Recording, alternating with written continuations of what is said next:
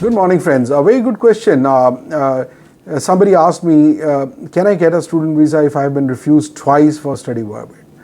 Yes, you can, subject to if you are able to convince the officer that what were the shortcomings that you did in the previous two applications. The best approach is to get the notes, order the notes. We have a website, gcmsorders.com. You can apply notes through that.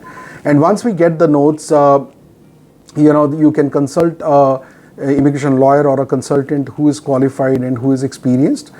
He can probably take a deep dive into the notes and see the application and the submissions that you did, what were the evidences that you attached along with the application. Based on that and based on the officer's notes, there can be, we can figure out that what was the shortcoming, and if we are able to overcome those shortcomings and show to the officer that yes, you are a bona fide student, why should you not be allowed to come and study like other students who are getting the benefit of coming and studying from this, and you should not be left behind in a nice way and in a polite manner, respectfully, along with the required documentations and along with the explanation about previous refusal, that why did you get a refusal, what was the shortcoming, was it your fault that you did not submit the adequate documents to convince the officer, or was it an oversight by the officer, or you made some wrong decision earlier and you changed the program now after the officer gave you a refusal, it gave you time to think, you reconsidered your study plan. The most important document in the study permit application is the statement of purpose. Why are you coming to Canada? Which course you have chosen? Why didn't you do that same course in India? And how will this benefit you once you go back?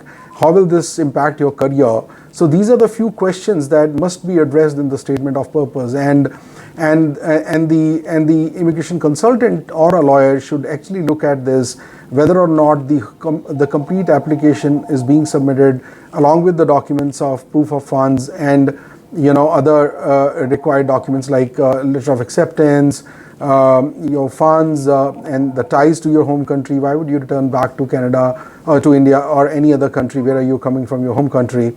Depending upon those factors is what the decision is made. So how officers make decisions, this is a very, very interesting subject. I was recently reading a book where a gentleman, Vic, has basically gone inside the embassies and visa offices to study that, how do officers make a decision. And whatever I'm saying right now are some of those factors. They are governed by the administrative law. Officers don't give decisions just on this, that, I didn't like your face and, I'm refusing. It's not the case. They go through the documents, they check everything, and they see whether it is as per the requirements of the law or not.